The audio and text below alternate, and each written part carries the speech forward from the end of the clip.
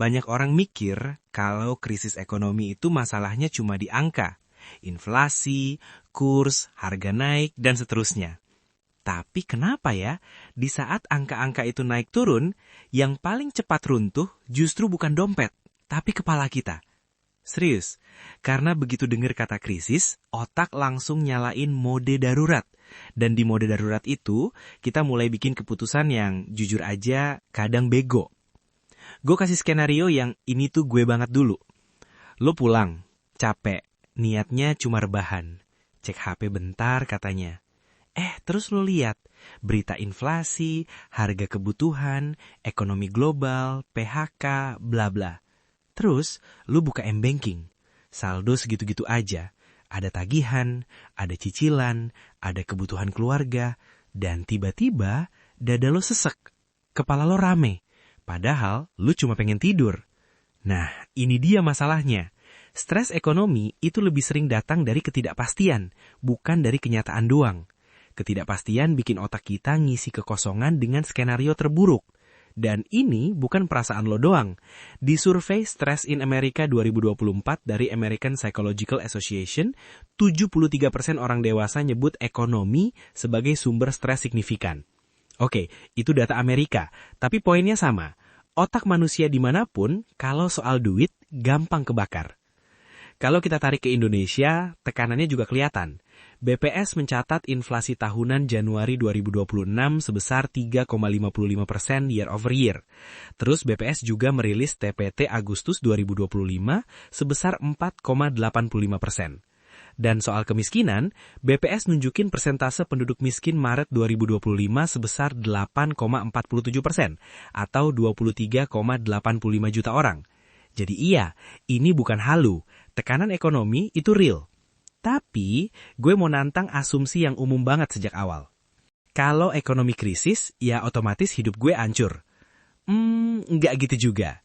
Inilah yang kebanyakan orang tidak sadari. Saat ekonomi goyang, yang paling menentukan bukan cuma kondisi pasar, tapi cara lo merespons. Karena krisis itu punya dua jalur. 1, jalur realita, harga, pekerjaan, pengeluaran. 2, jalur psikologi, panik, impulsif, freeze, denial. Dan seringnya, yang bikin orang makin jatuh itu jalur nomor 2.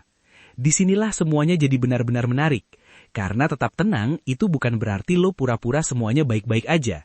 Tenang itu artinya, lo bisa mikir jernih cukup lama buat bikin keputusan yang benar. Sekarang pertanyaannya, gimana caranya? Kita mulai dari yang gampang dulu.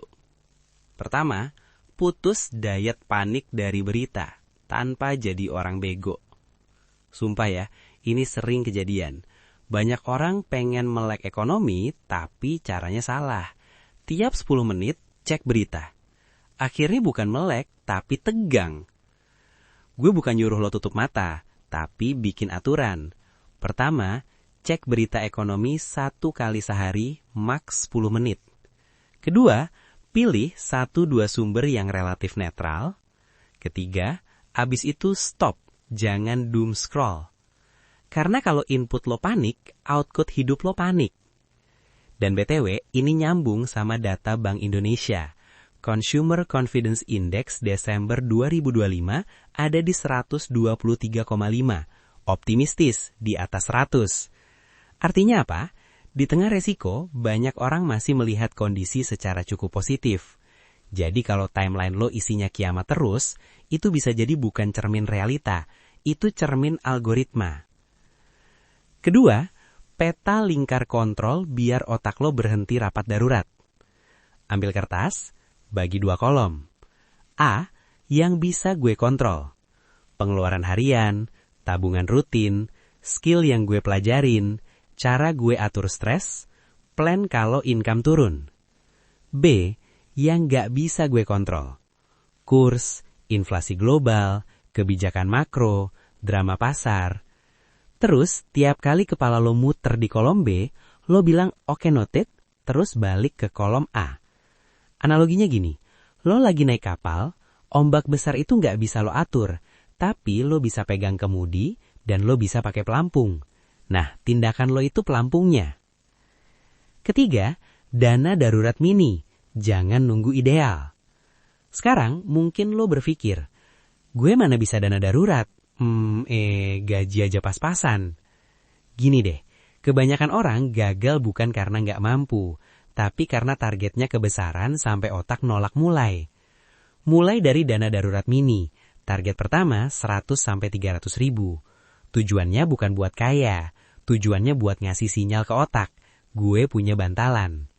Bantalan kecil itu ngurangin rasa hidup gue tinggal nunggu jatuh. Kalau udah kebentuk kebiasaan, baru naik level. 1 minggu biaya hidup, 1 bulan, dan seterusnya. Santai, nggak harus perfect. Keempat, sistem 3MR. Bertahan, bernafas, bertumbuh. Ini simple tapi ya gitu. Banyak orang nggak punya struktur. Semua uang campur. Jadi pas krisis, semuanya jadi berantem. Bagi jadi 3 ember. Pertama, bertahan. Kebutuhan wajib. Makan, kos, listrik, transport. Kedua, bernafas. Kesehatan mental murah. Olahraga, kopi sesekali, nongkrong low budget. Ketiga, bertumbuh. Masa depan. Tabungan, cicil investasi basic, belajar skill.